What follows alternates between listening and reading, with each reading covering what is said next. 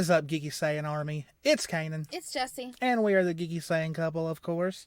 And once again, we are back with another analysis of another RWBY chapter. It's RWBY Volume 8, Chapter 10, and...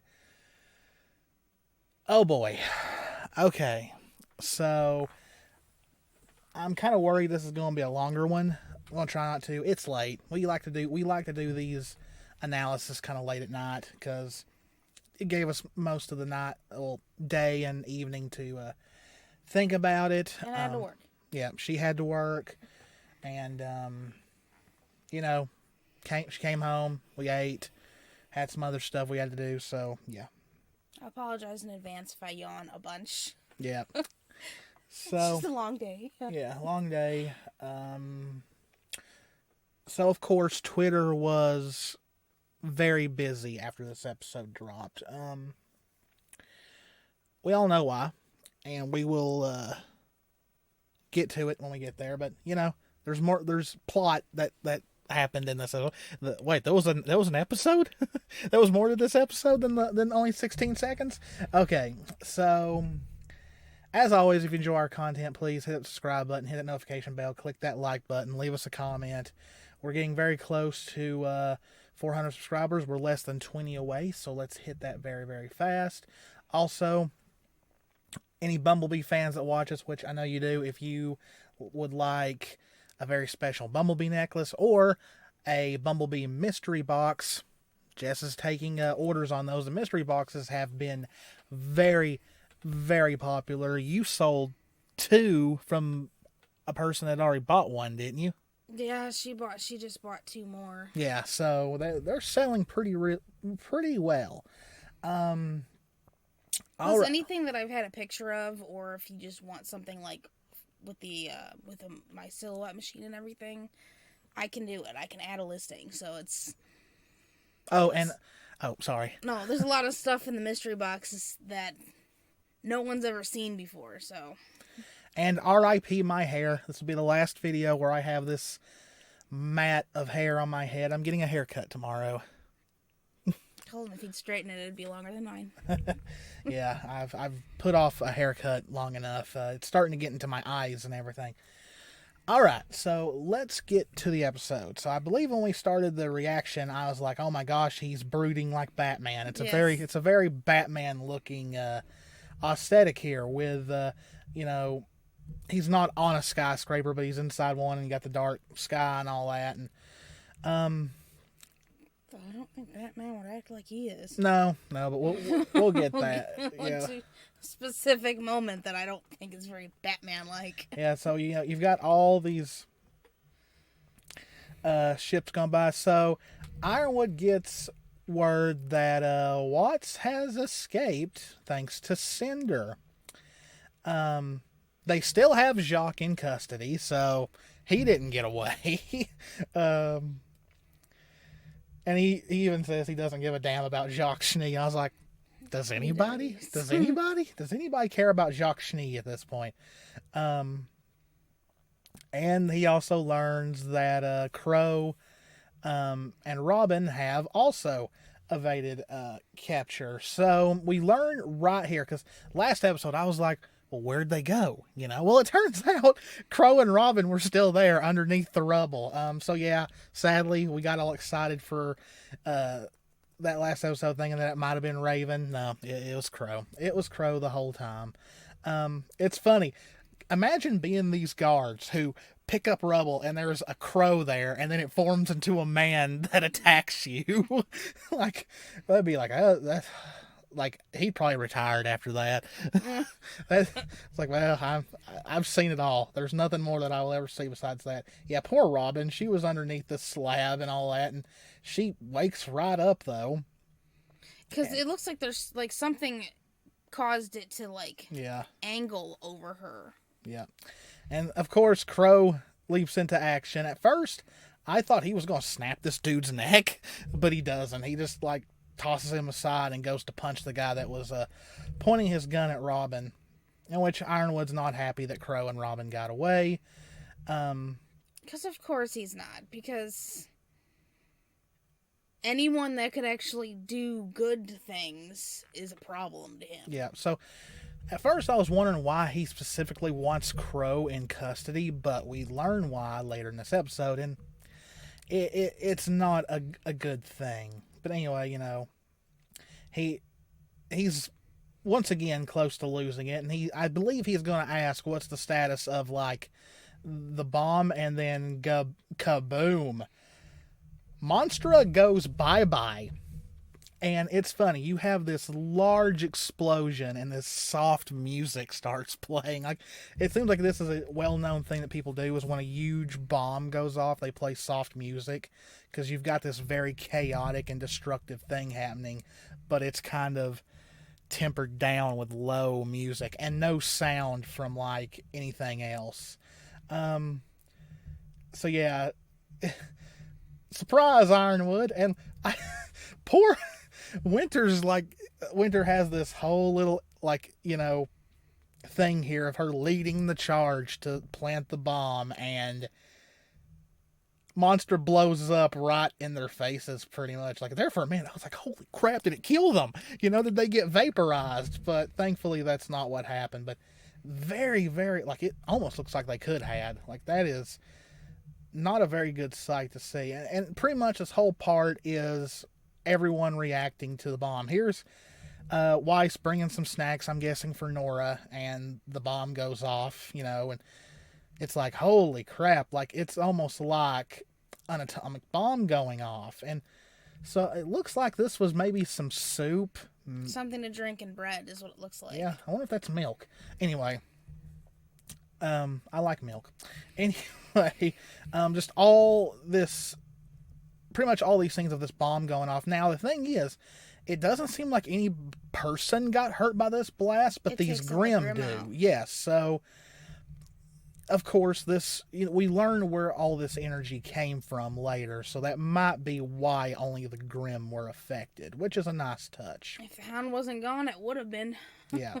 So what I like about these next coming scenes, even, you know, with what's all going on, Atlas and Mantle have now this, like, yellow glow. It's almost really like the aftermath of a nuclear bomb going off. Like, it's got this, like, nuclear winter, like, aesthetic going on, which was a really, really nice touch. But yeah, Monstra is completely blown to hell. Like, it's not coming back after that, I don't think, unless when you know who comes back. Well, the way it looks, it's all like a skeleton in the ground. So, I mean, well, we learned one thing very quickly. Neo got out of the blast. She is skipping through all this carnage. Like, really, Neo?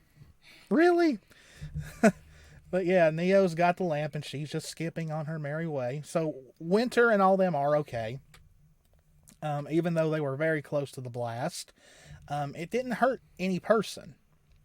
She asks if everyone's all right, and, you know, Vine, you know, delivers his line very, very dryly. No injuries here. And Elm's doing this, and she goes, "What?" her ears are like her ears pop. Yeah, they're ringing very, very badly, I'd say. Now, poor Marrow is devastated because, for all he knows, Yang, Jean, or what he calls him, Juan, Ren, and Oscar are all dead.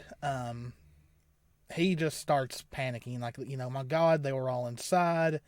You know, he runs over to see if he can see anything, I'm guessing, any sign of life. And it's just, I love this shot. It is literally like something you would have seen out of Chernobyl or something, you know, like just this nuke, like it looks like just the aftermath of a nuke going off. I don't know if there's any radiation involved with the magic that Oscar used, but hopefully not. That's the last. I don't think so, because it's more so just, it's probably just, it's the kinetic energy with the Grimm dust. Yeah. So yeah, I'm really hoping we don't have to deal with nuclear fallout now. Could you imagine? But very interesting thing here, you know, the two characters under Ironwood's command who are showing any bit really of remorse, questioning what they're doing, questioning where they are, with what we learn later in this episode, I think I know what's going to happen with these two, which I'll get there when we get to that scene. With the other Aesops, which, Ironwood radios in, saying the target's been destroyed, good work. At this time, he thinks that it was the bomb. So right here, maybe this is them showing that Elm is also maybe a bit conflicted. Maybe she doesn't also agree 100%. What was happened? Did our light just flicker? Yes. That distracted me. Sorry. Because Vine puts his hand on her shoulder and she swats him away. Yeah, she knocks him away, and I mean, it also kind of fits with things as everything we've been saying since the start of slowly seeing him turn. Well, now we're really seeing it. We haven't seen much of Elm have confliction with things until now. I kind of hope that she continues to, because I really like Elm. I really like Elm as a character. She's headstrong. She's very headstrong. But that's what I was saying. It's going to start happening with all of them one by one. And later, I want to look closer later again. But one by one, they're starting to... It's just adding up. So Ironwood tells them to come back, and, Oscar... Marrow's like, but the thing is, that wasn't us. What was that, And, Winter has a look on her face she wonders too, what the heck just happened. So she tells him to load the bomb back up, and they're heading back to Atlas Academy. The Aesops look at each other, and they do the very same thing. They say, look at this. I love this. It literally looks like the aftermath of just a humongous bomb going off. It's I love this. This was look at that. It's so well done. Ruby done such an amazing job with the way this looks. Okay. So now we're with Cinder and Watts. Now, Watts asked did anyone respond, and I think Cinder says no. So Watts already states she'll come back, which she will. She's immortal. Salem is not going to be gone for very long. Though she may be gone a bit longer than when Hazel took her out, because of this was Oz's magic. Yeah. So it'll probably be at least a bit longer than an average person, because Oz has had more of that power to do something like this huge. So Watt states they need a plan until Salem comes back, in which Cinder, goes right into the offensive, saying, the plan is I'm going to get the maiden powers from Penny. She is so stuck on that, and some stuff really, we find out some interesting stuff here. It says, you're going to bring Penny to me. And we learn... He's pretty much like, excuse me? Yes. But here's the thing. We learn that technically, yes, Watts hacked her, but it's not to the point where... He can control her and bring her, do what he wants with her. Yes, it's a virus that will slowly take its toll on Penny, and even if she doesn't go to the vault and do what he programmed her to do, go open the vault and self-destruct. Yeah, which Cinder doesn't like that. Yes, so either way, even if she doesn't do that, the virus is going to take over and kill her. Yeah, but she's like, what the heck do you mean she's going to destroy herself? If she does that, how is she supposed to get the maiden powers, And, because they'll go to somebody else, and I think I know who they'd go to. Oh, really? Mm-hmm. But, and who would that be? There's two options, Winter or Penny. Or not Penny, Ruby. Well, here's the thing, though. I've seen some information, I don't know how true it is, but apparently Ruby did say that none of Team Ruby would get maiden powers, because that would make them a little bit too OP. I think it would be Winter then. Yeah, but I don't know how true that information is. I do remember seeing people talk about that. But Winter would be the next closest one to her. Yeah. But besides her father, but I mean. So Cinder pretty much threatens to kill Watts. She's pretty much going to drop him off this building and just watch him fall, you know, and just go on and do her own thing. But the thing is, yeah, she's going to go wait at the vault and wait for Penny to come. And so, but here's the thing. He just starts laughing. I've got to give Watts credit. Here she is threatening to kill him. She could let go at any point, and he takes the opportunity to throw every bit of her failures in her face. He brings up, you know... and how's that worked out for you? Yeah, he brings up, you know, her going after the original Winter Maiden, Freya, going up against Ironwood's top fighter, Winter, and Penny, and that didn't go well. And he goes, oh, and let's not forget your deal with Raven, you know, and how she gathered all of her enemies in one spot and tried to take them all out at once. And it's funny, he brings up that the one who told her that it was a really not a good idea was him.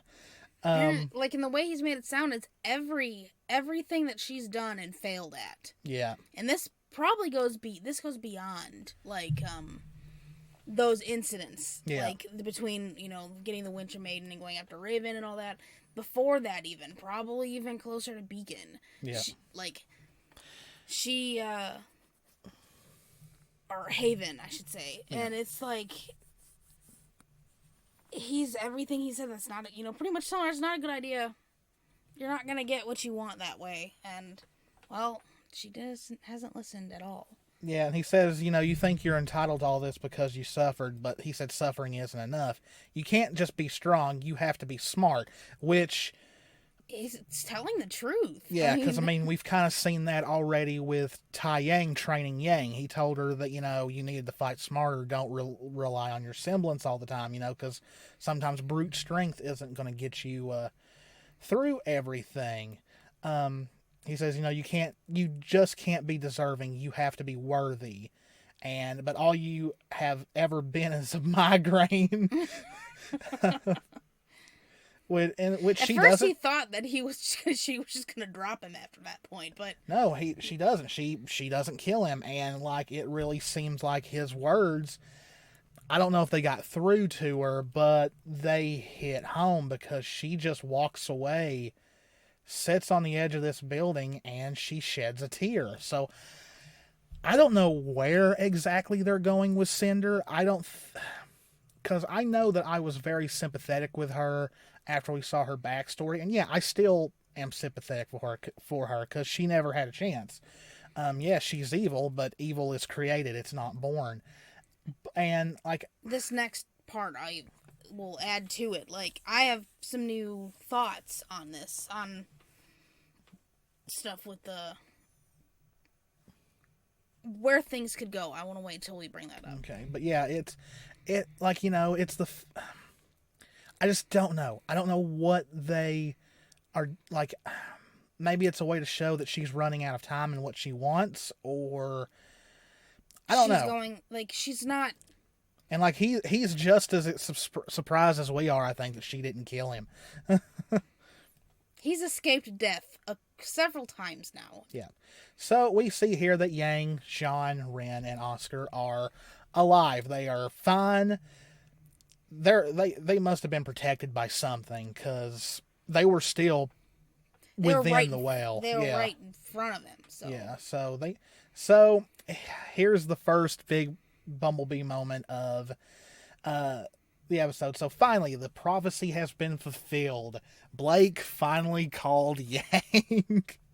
And it's so cute because she's doing something else and waiting, and well, she is worried. She is biting her nails. Like, she just saw this humongous explosion and automatically wondered if Yang was anywhere near it, which... Yes, but... well, it's not exactly what we said was going to happen in our theory, but it's kind of close in a way. So we weren't 100% wrong. So yeah, you know, Yang is kind of surprised that Blake is calling her. And Blake just lights up. And people have already shown that her saying, Yang, are you okay, is a throwback to Volume 3 during the attack on Beacon when Yang called Blake and Yang's very words were, Yang, are you okay? So, little bit of a tie-in there. Now, if you notice the way Yang is looking at her, I think the reason why Yang still has this look is because she is still worried that Blake might be upset with her. Yeah, and...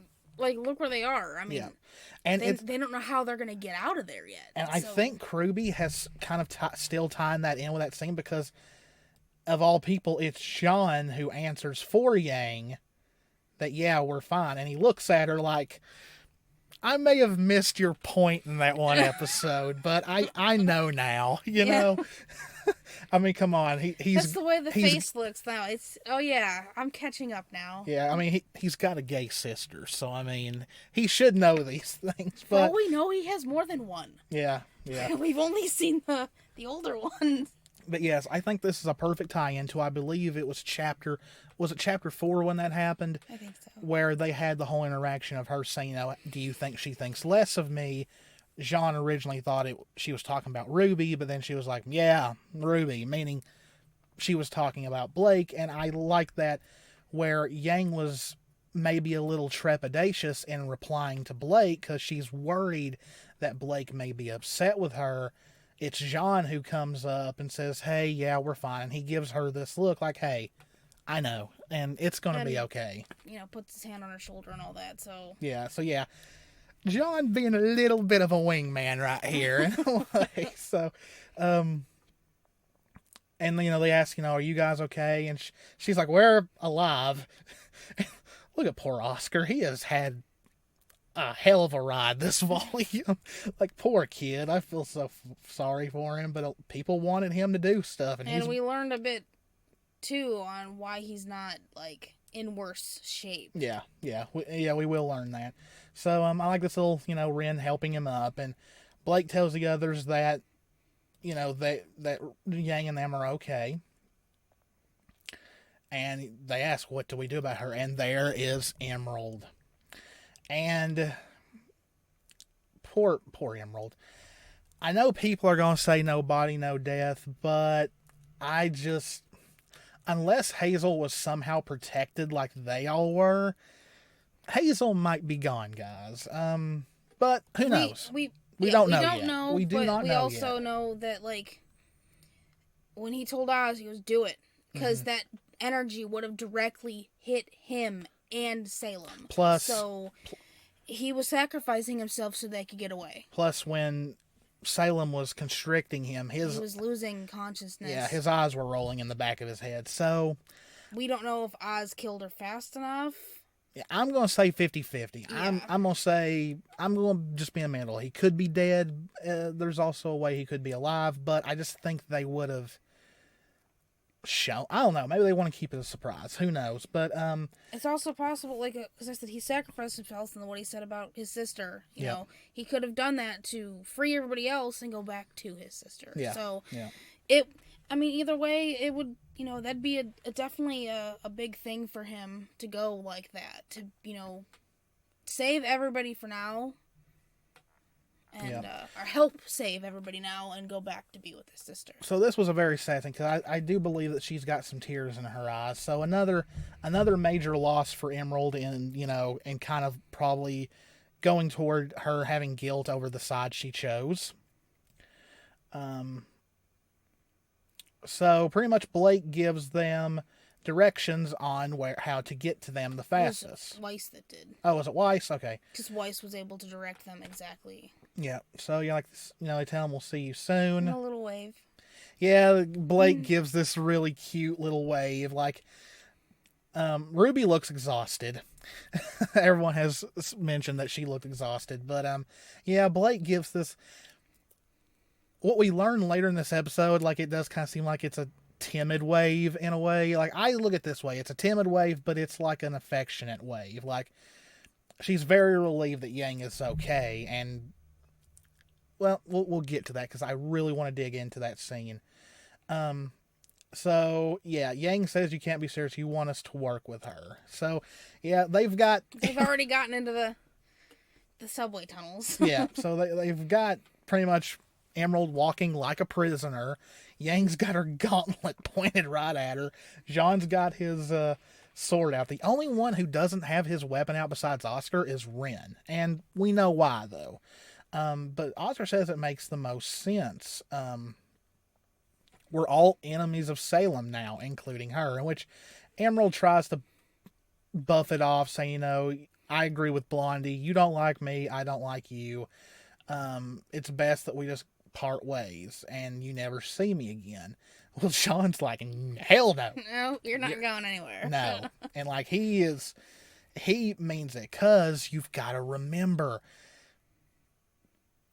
Emerald's kind of responsible for the death of Pyrrha in a way.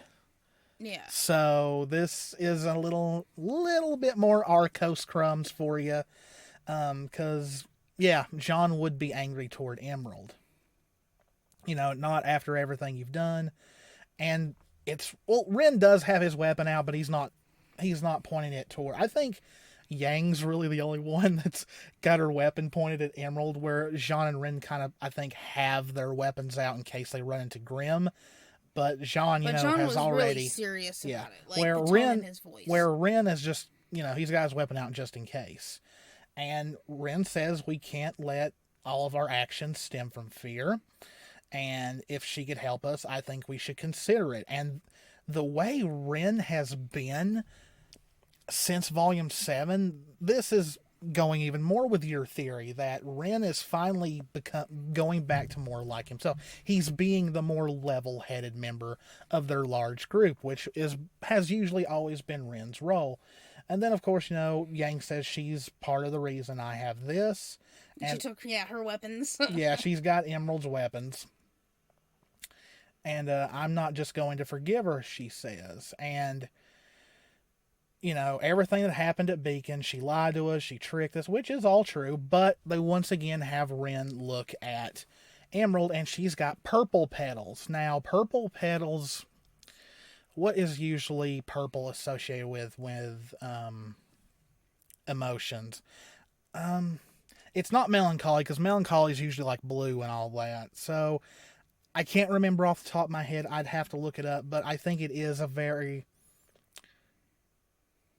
probably a very, like, around that, like, maybe not melancholy, but somewhere around there. Like, Emerald saying, I don't like you, let's just part ways.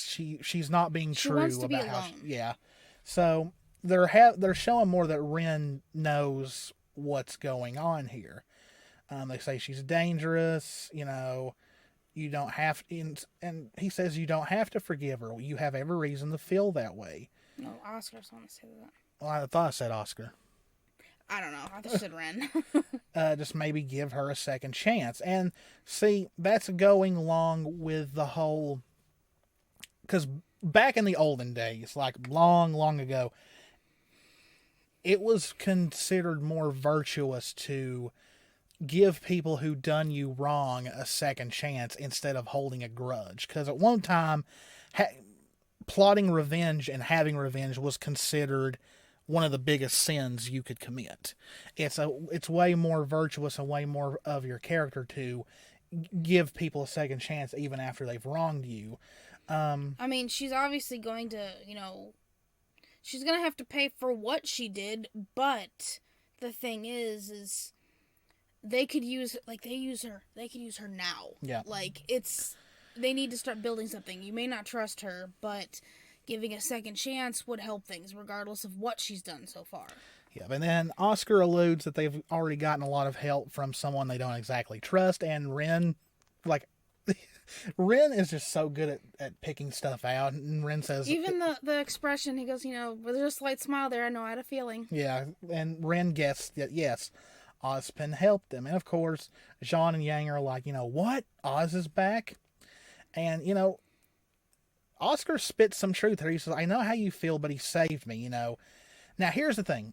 When we were tortured, he took it. Now, at first, that's not how it went, because Oscar was being kind of stubborn in a way. And pretty much locking into himself, not letting it. Well, telling him, no, he's being easy on me. I need to plant these seeds to help him bring us to our cause. And I think that might be why Emerald looks at him, because, well, Emerald wasn't around when he was getting beaten, so I don't think maybe she knows. I thought maybe there had been a reason why she had, they had her look at this, but I'd have to go back and look. Pretty much saying that he protected me, I didn't have to suffer. Then he talks about he was trusted with Ozpin's cane, which is his as well, in a way. And we learned that there is a massive amount of kinetic energy inside Ozpin's cane that he has saved up throughout all of his life times. And that's how he was able to blow up the whale. So that's very, very interesting. Now, Jean's like, so that's how you did that? Did you use all the power? And he says, no, most of it, but not all of it. So that might be a bit of a thing later. Because we have to be careful of how we use the rest of it. Yeah. Thing is I'm wondering how he gathers that energy, because the fact that if Oster were to still keep fighting and actually using the cane and stuff like that, he could potentially still, at least probably not much, but a little bit, gain a bit more energy back, depending on how it works. Yep. So he pretty much states, he trusted me with that, and I want to reciprocate that trust. So we're getting more Oz and Oscar at least rebuilding their relationship. And and he says there's a lot to sort out, but Oz really wants to help. You see Jean still looking kind of doubtful. Yang just raises her eyebrow. But she's not... She's pretty much fine. Yeah, pretty much. And which Ozpin thanks Oscar for that. So they've come a bit of a way since what happened in Volume 6. Then we hear a baby crying. Now, if I was in a dark tunnel and I heard a baby crying, that'd be the most terrifying thing in the world. But you got to rush forward because there may be a baby in this tunnel that needs your help. A lot of people have already stated they love the fact that Yang kind of just grabs Emerald and makes her run with her. Starts pushing her forward. Okay, let's go. That was kind of funny. So we rush forward into this light, and we see a lot of people are in the tunnels. Now, at first I got excited because I was like, oh my gosh, they finally got people to the subway tunnels, which you have brought up many times about the subway tunnels, but we learn that this is pretty much the people who lived in Atlas. They got to the subway. But it was, for the people in Mantle, it was more so the mines. Yeah. So we have some interesting things here, and it is a lot to do with Emerald, and that is she passes these kids who, for all we know, have lost their parents because of all of this, and we see guilt. Because she knows she's partly responsible. Partly or largely responsible is the word, because she's been working with Salem this whole entire time. Couldn't guilt be kind of considered with the purple? I don't know. We'd have to look that up. And Oscar is fully convinced that they can work with Emerald. I know what you can do, talking about her semblance. We could really use someone like you. So it's going to be interesting going forward. I am really, because I've always liked Emerald. So have I. And That's why I can't not like her. I always hated it that when she was being all friendly with them in the earlier volumes, it was all an act. But we learned later that it's because of she was following Cinder too closely and too blindly. So, and that's another thing I'm wondering about. Like, what if she does start working with Ruby and them, and does start kind of building this camaraderie? What's going to happen when she runs back into Cinder? Is she going to betray them for Cinder? Is she finally going to wake up and see that Cinder doesn't care about her? I'm kind of hoping that the way that they'll probably all treat her, even though Yang said what she did, I'm hoping, we know how they are. They're not going to be completely outright rude to her. So it's just, I kind of think that she's going to see how they treat her, how all of them treat her. Mm-hmm. and realize what Cinder was doing was just using her. And plus, I mean, it's not like Cinder is trying to get a hold of her to see if she's okay, so... Yeah, because Mercury's already said stuff to her. Hazel has said stuff to her, and it's not there yet, but it's slowly... And then Cinder's actions when she was around her, when she was back in the whale. Mm-hmm. It's slowly putting those little bits of doubt, like, okay, is she really treating me that way? But what it's going to take is somebody to treat her differently like that, outside and away from all of that side, for her to really have it click. So we go back to Ironwood, and he's just running around all these consoles, giving orders, I'm guessing, and deploying stuff, and look how disheveled this man looks. Like, too much coffee. Not enough sleep. So he says, it's about time you got here. We've dealt a decisive blow.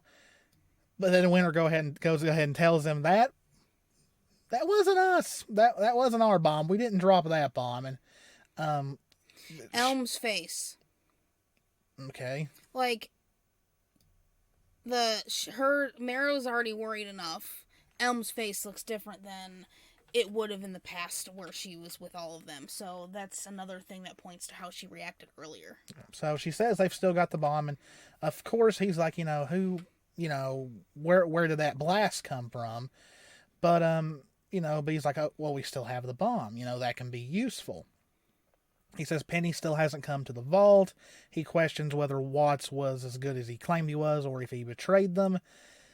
Kind of betrayed you, in a way.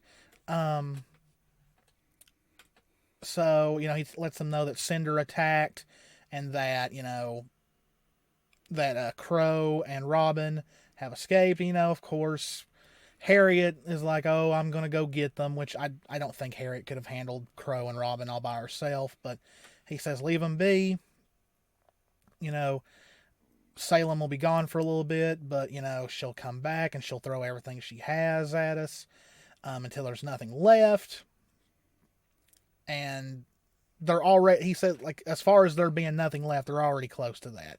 He says he needs the Winter Maiden. And he says it's the only way Atlas can survive. And, like, you can tell he is, like, just losing it. Like, he is, like, frantic, and he his semblance really showing. Like, all he cares about is Atlas alone. Yeah. Not all of Atlas, including Mantle, which is still technically part of Atlas. Yeah.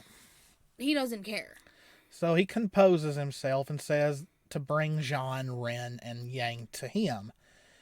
And this look on Winter's face, like, I think it's a combination of knowing that they don't have them, but also wondering what and that's what she asked.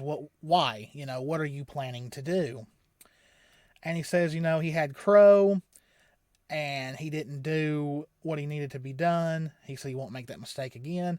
And he says, I know, I'm ashamed I didn't think of it earlier. And it's like, dude. What is wrong with you? Yeah, it's like, and let's look at this contrast. She is horrified, and he's saying this all calm and collected, like it's just the normalest thing ever. And he says, leveraging the lives of her friends is the only way to get Penny to listen. He was going to threaten to execute Jean, Ren, and Yang so Penny would come to him. It's like, you bastard. Like, what is wrong with you, And, Winter is not okay with this. You can tell. And then, of course, Harriet snitches her out. Oh, she's completely on my shit list now.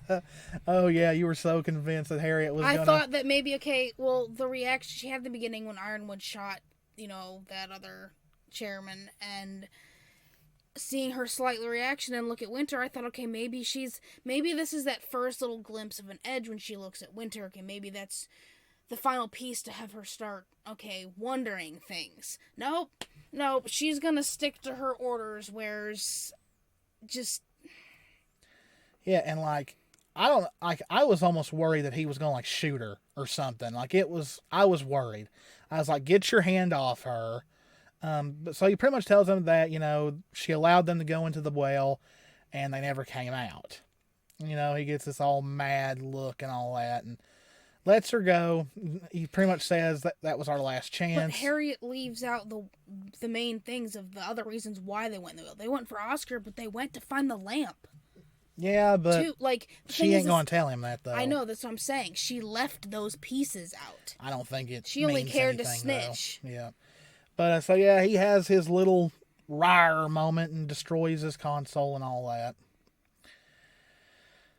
And so now, this is where we get even worse. It's radioed in that dozens of ships are on their way. He asks whose ships, and he says it's Schnee Dust Company freighters, which this was Weiss's idea, and, Whitley put in the order to get these ships there so they could get people out of Mantle. And, that's what they tell him. They're heading straight for Mantle. We see the freighters, and he automatically puts it together that it was Weiss. Moment Winter hears Weiss's name, she gasps, and frickin' Harriet glares at her. I hope. See, this is what gets me. Well, this got me really pissed off.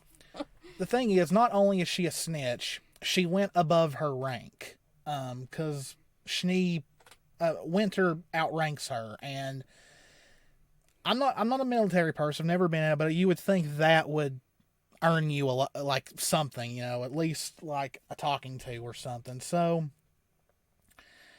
Ironwood wouldn't care at this point because he's getting the information he wants that others aren't going to tell him because she's just going to be a little snitch about it. Yeah. So he states, they're trying to save Mantle. It's always been about Mantle. He says he needs to make a call. So at first I thought he was calling Watts. Yeah, I was like, what? Why is he calling Watts? But no, someone messages Cinder, though, and it's Neo, and everybody loves this picture of Neo. People are theorizing that Cinder took it, like, you've got to have a picture for your phone, and like Neo was not having any of it. So even though we have never heard Neo talk, we get to see her actually type out dialogue. Yeah, which is pretty much a text message.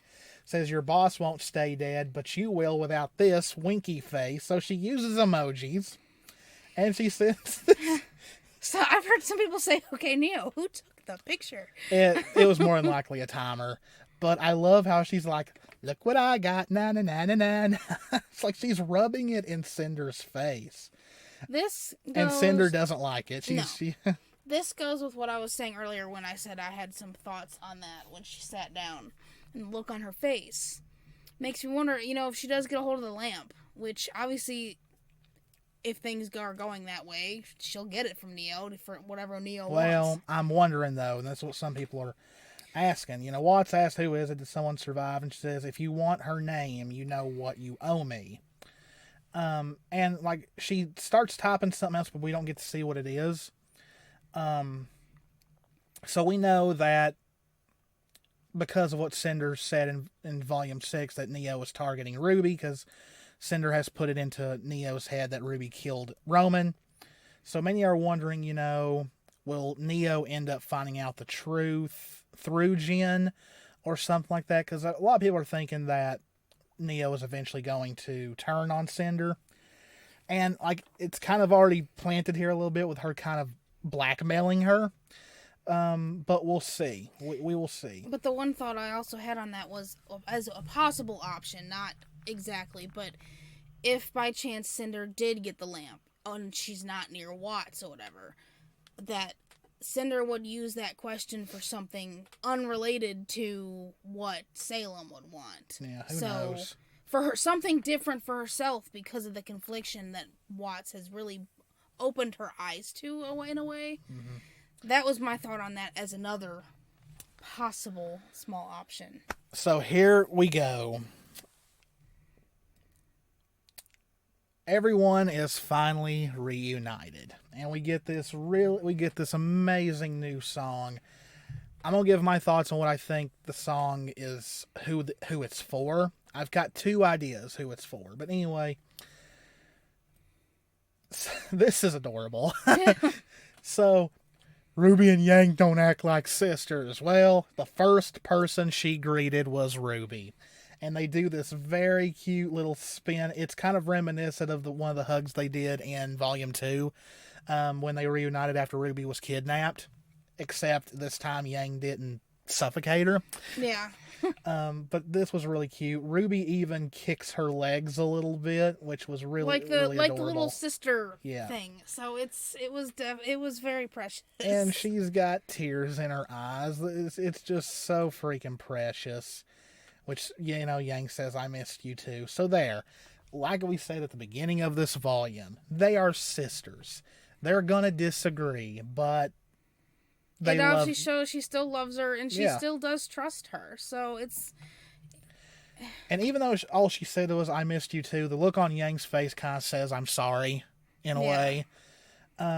So we get the sisterly hug.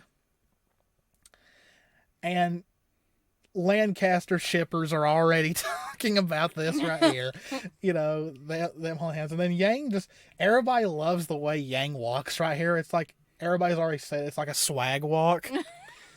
But she hugs Weiss, and it's a very tame hug. It's nothing like the hug they had in Volume 5. But then again, that hug was very, very dramatic because they were the first members of Team RWBY to reunite since Volume 3. And the situation they were in. Like, I mean, Weiss was completely out of her element, locked away, and the first person she sees that's saving her is Yang. Yep. So also, this screams divorce couple. You know, back to when it was asked, you know, who, out of all your ships, who would go through a divorce, and Eddie said it was Freezer Burn, which kind of fits because Yang would drive Weiss crazy. Yes. So, but yeah, this is the friend hug. So we've got a sister hug and we've got a friend hug. And okay, I have said this entire volume, have I not, that they were building toward this reunion. Of course, there's been a few chapters where we got nothing, but they were ever so slightly throwing in that when Blake and Yang reunited, something was going to happen. And as I'm watching this, I didn't say it, but I'm thinking, oh God, Blake's last. What are they going to do, you know? And of course, Yang looks over and there's Blake. Just, she hasn't moved. She's still standing there alone. She's got the whole nervous holding her arm, you know, and she kind of looks away. Her ears droop. And at first I was wondering why she seemed upset, but I think I know why. She was thinking the exact same thing Yang was. Is Yang going to be upset with me because I didn't go with her? This is also a slight callback to when they were split up. Oh, also, a lot of people have noted that this is almost an exact parallel to the reunion in Volume 5. Except instead of it being from behind Blake, it's from behind Yang. Yeah, there's that, and but the whole thing that I don't know why I didn't think of it sooner though is them both worried that the other is mad at them for their choice. Yeah, that is also something like the talk that Yang had with Weiss, and then the talk that Blake had with Sun. It kind of fits. Like this, it kind of parallels that as well. Like, just in a different sense now. So you're wondering what's going to happen, and boom, Yang cups Blake's face, and oh my God. And someone else pointed out that about the, like, I've heard a couple people that it's not her prosthetic this time. Yeah. It's her hand. Yeah. Blake's ears pop up, her shoulders kind of move, and ever so slightly, her eyes brighten. They do brighten, and if you look really closely, they go side to side real quick, like she's looking at Yang's eyes. She is gauging how Yang is looking at her, and also Yang's thumb very slightly caresses Blake's face. It's a small movement. It's just, but it's not meant to be a big, huge movement. No. Either. And it is 100% a romantic gesture. Anyway, what's Yang doing? And if you look at first, she is also kind of looking worried. Yeah, she is gauging Blake's eyes. This is one of the greatest things about their relationship. They don't have to say any words to each other. They just look into each other's eyes and they can tell what the other is feeling. And I'm telling you, people, take it from two people who are in a very serious relationship. Once you've got that, that is love. Okay, that is... You could look and read the emotion in the other's eyes. Yeah. It's that connection that you build, like, that's just there. And that's exactly what they're doing. Yeah, and some others have stated that maybe Blake was also worried that Yang was going to be mad because of how Adam used to treat her. That could be part of it, but I think... It wouldn't be a huge factor at this point. Yeah. Because she's finally... he's gone, and she knows that Yang isn't him. But, I mean, there could still be traces of it, yes. I mean, as someone who has been abused, yes, there will always be traces, but she knows the difference now. And then once Yang sees that everything is okay, she smiles, gives that kind of Yang raised eyebrow in a way, and she blushes.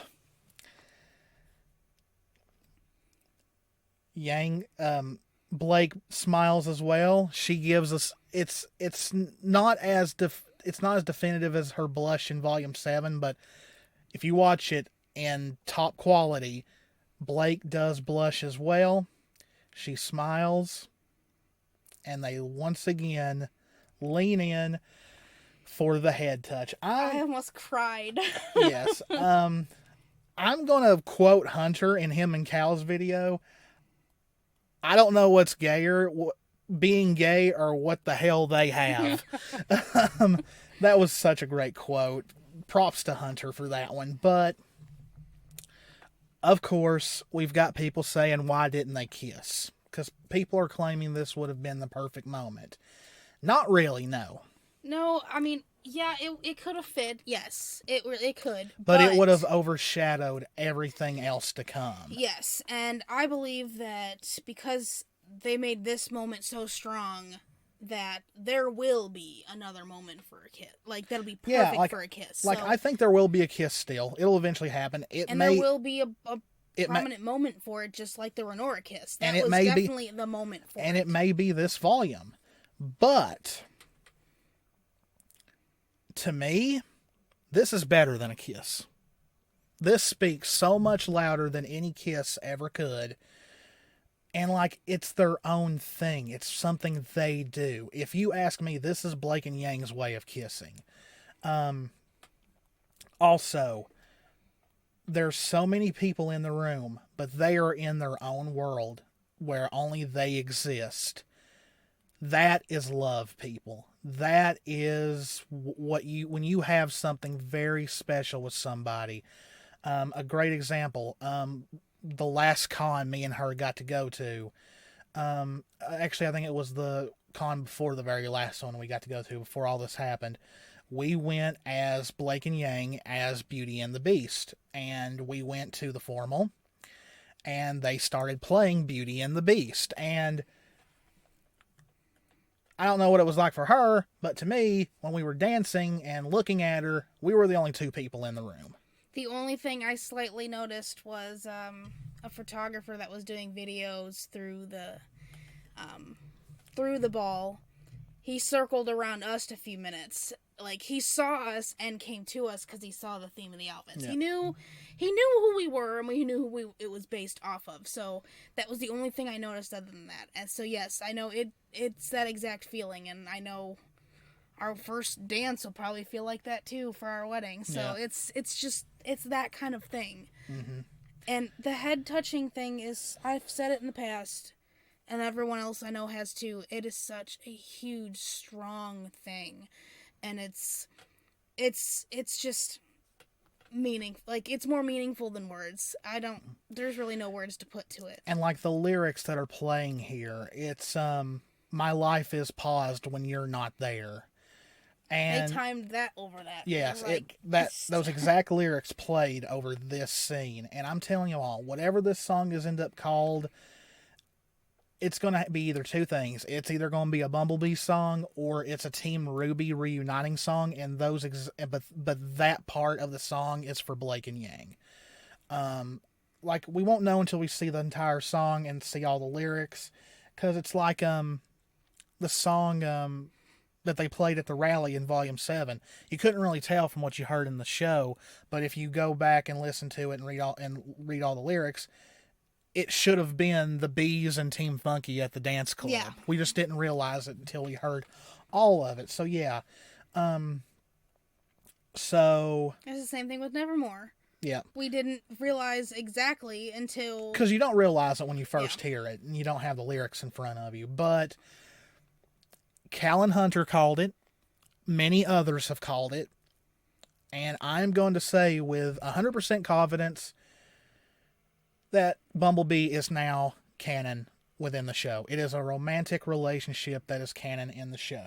You don't need a kiss, and I'm going to say the same thing that Cal said, the same thing that others. You don't need a kiss to validate a relationship. Yes, we need to get out of that line of thinking that a kiss is the only way to show explicit romantic feelings. To me, this is more intimate. This is more romantic. If you ask me, this is the single most romantic moment within this show's history. And it's for Blake and Yang. And even when we get to the other parts here, it's just... I wish I could remember everything I've already said on Twitter, but ship's been confirmed. You've got Eddie liking both Aaron and Barbara's Bumblebee post regarding this moment. You've got Barbara liking Bumblebee post regarding this moment. The ship is confirmed. My mind's made up. Bumblebee is 100% confirmed in this volume. Because this is I'm sorry. People who still claim this isn't romantic, I wouldn't do this with a friend of mine. People who claim that Team RWBY is supposed to be a sisterhood, I wouldn't do this with my sister. That's gross. And we're not gonna touch anything else with shipping and anything. It's just... This isn't shipping at this point anymore. No. This is a relationship. But it's just... Yeah, there's really no words for just how touching and intimate this moment really is. I've watched this scene like 15 times, just looking at details, looking at small details. And it's very powerful. So it was definitely needed. This isn't subtle by any means. It's not. And you could say that about every relationships that they've had in the show so far. I mean, Renora didn't just jump into things either. Like, they had their own way of things, and now... Though, so far, they've kind of been the perfect example of maybe doing a kiss too fast. But I think that was intentional. It was intentional. With Arcos, everyone knows I like Arcos, but I still think it was it could have been handled better. I think they're avoiding that by giving Blake and Yang their time. But at this point, I don't need to see a kiss. Yeah. I don't need a kiss to say that this is a relationship. The thing with Renora, though, it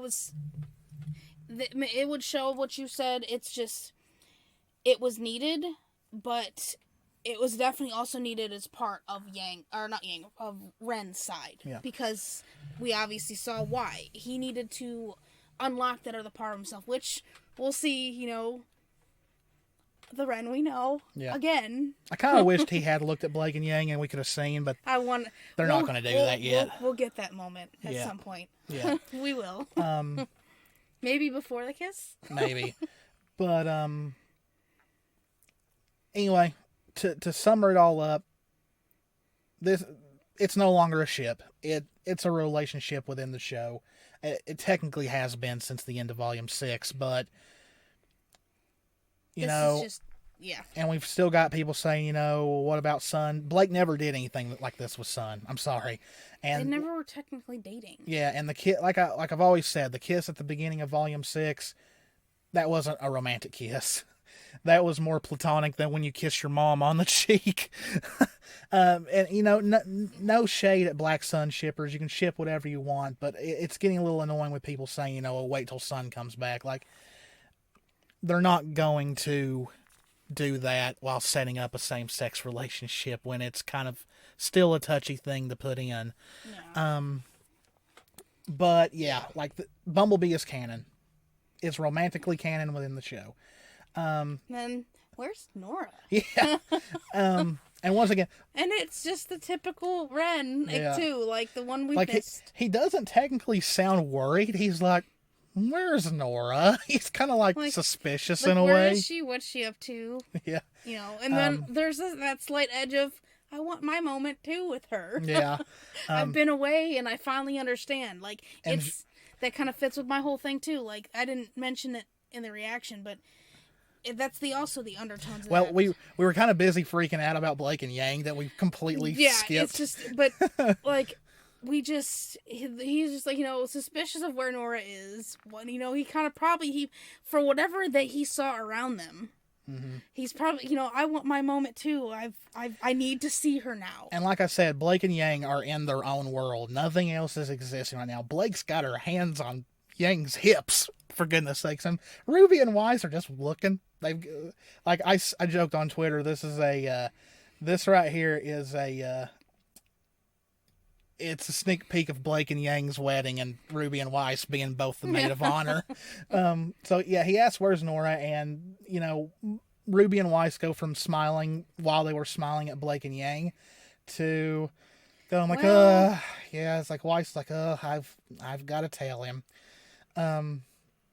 So Ruby looks over and there's Oscar, and we almost get a Rose Garden hug until she notices Emerald sitting. She's just like, yeah. Yeah, I'm here. And Ruby almost goes completely feral. Because you got to remember, Emerald is responsible for what originally happened to Penny. So. Yeah. And Pyrrha. But I've noticed that obviously Yang trusts her enough to she's got her weapons back. Yes. So that means that Yang put enough trust to hand them back to her. Yep. And, Oscar's like, wait, she's okay. He's wanting to say I can explain, but then an alarm goes. I love how Ruby is really like the only one that looks mad. Blake and Weiss are just like, why is Emerald here? Like, no one, like, she's the only one that looks really, really mad. So yeah, an alarm goes off. Well, no, that's not the alarm yet. It's a phone. Yeah. May calls them, says, the cargo ships are here, but they're not alone. We're like, what's going on? We're like the same as Ruby right now. Like, what? And poor Weiss is trying to look. She's like, what's going on?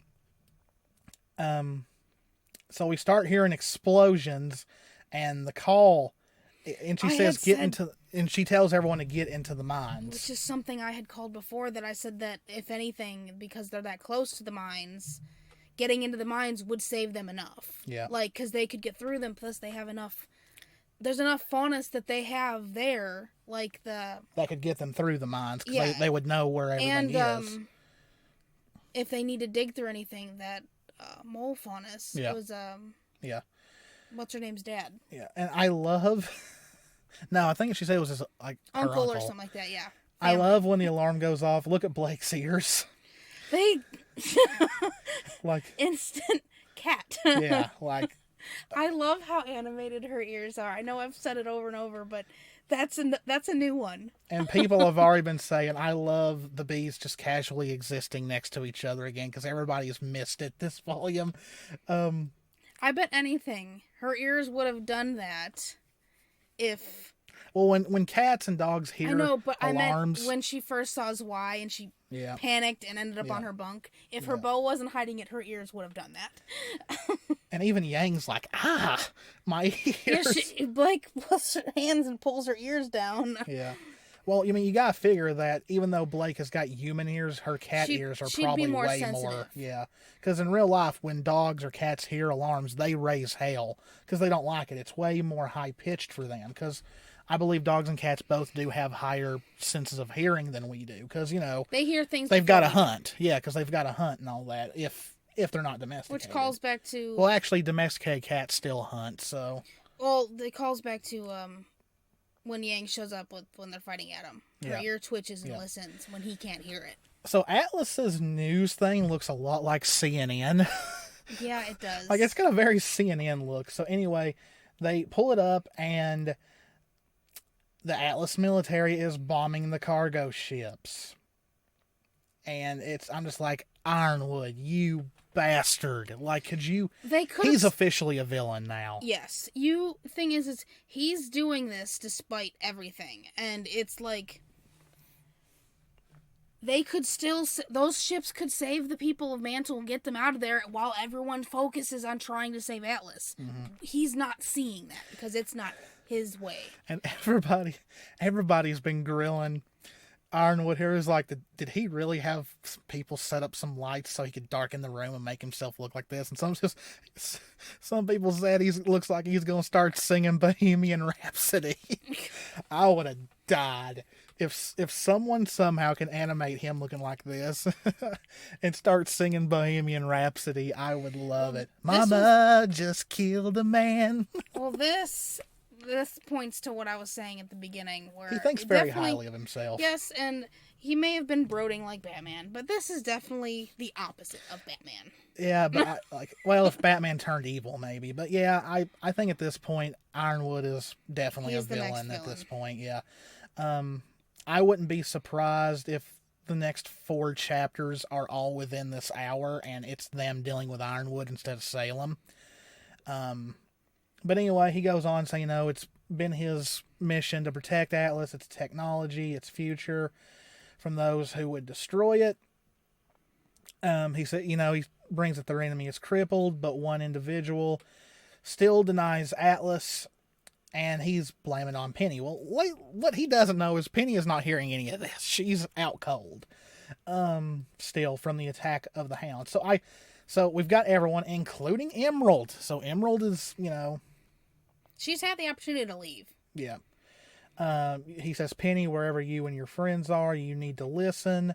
I know how much Mantle means to you, so I'm going to give you a choice. You can bring yourself to me and help Atlas,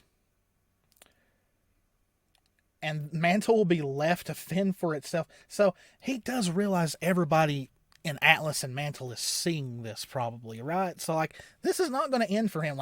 They're getting the guillotines ready if this doesn't work. So, or you can all watch as I destroy it. And it's just like, are you... You compared it to... What did you say? You compared it to a toy. Yeah, well, what he says here later, I have one bomb. This is the way he states it. I have one bomb in my arsenal. And that's all it'll take. If there's no... This is the part. If there is no Mantle, there is no reason for you not to work with me. And I told Jess, we were walking through Walmart, and I was like, Ironwood is pretty much that kid on the playground that nobody liked because he was like a bully or whatever. And he pretty much has a breakdown, says, I'll break your new toy if you don't play with me. That's pretty much what he's doing. He's threatening. And the name of the episode is Ultimatum, and that's what he's given them as an ultimatum. But it's a very selfish, almost whiny ultimatum. But this side with me or I'll destroy it. But also, this is letting Cinder know where Penny is. She now knows that she is with Ruby and them. And while, we've not seen Pietro and Maria since chapter 5, so it's because of this virus, they need to get Penny to Pietro, yes. He's probably going to be the only one that can undo it. Yeah. He says neither of us want it to come to that. I call bullshit on that. But he says one of us is willing to do it. If anyone tries anything other than what he's ordered, Mantle will be destroyed. He says you have 1 hour to respond. So I know what you said earlier, but I have a feeling that probably this 1 hour could be stretched out between these 4 episodes. And by the time that hour is up, Salem's going to come back. Because I know you said she might be gone longer than usual because of Osmond, but here's what I think. See, after he says that, I'm gonna give what I think is gonna happen. We go back to Weiss's room, and Nora is getting definitely better. She's back in her clothes. She's awake. She's got color in her face. Yeah, her eyes are brighter. She still has the scars, but I think she's going to keep them. And I do think we're going to get, Bumblebee had this episode. I think we'll have a Renora moment next week. And it, I hope you live up to the title I gave you. And it pans over to Penny, and she's not hearing any of this. She's out, and that's how the episode ends. So what is going to happen? So one thought I have though with the whole, you said, okay, it is, it shows Ironwood he is the villain now. He is the villain at this point. And that's why another reason I think that Salem's not going to come back just yet. Maybe for Volume 9. Yes, she'll probably be back in 9. But as far as this goes, now that Salem is temporarily gone for a while, Ironwood is the villain they need to take down. Or he's just going to be the next step. If they get away, he's just... Well, they've still got Cinder to deal with. Well, yeah, but the main one would be him. So this is where... And, the Aesops and all that. So, yeah, I that might be where they go. Also, I'm kind of hoping for an Ozpin confronting Ironwood part to happen. After what happened, I'm questioning if he would still trust her enough to put her in charge of it. But if he may do the whole, you have one more chance to prove your loyalty to me, and that's put Winter in charge of placing the bomb on Mantle, I could see her and Marrow, if they get the order to blow up Mantle, not doing it. Yeah. Either way, Marrow and Winter will defect here soon. And this episode strongly, Elm was the next one in line for that. Which I was kind of wondering which of the remaining 3 would be the next one. Yeah, because Elm, I will admit, Elm did show some signs of her not liking what went on. We've also... When they were near the bomb before they brought it back, and in his office. Like, she was the one that showed the most. Like, yeah, we've still got Crow and Robin lurking around. Crow has pretty much declared that he wants to kill Ironwood. Which now Ironwood knows, they do need to be found. He says, well, Ironwood knows why, because he knows his ass is grilled. Yeah. We've got Cinder, who could mess with Ironwood's plans because she wants Penny.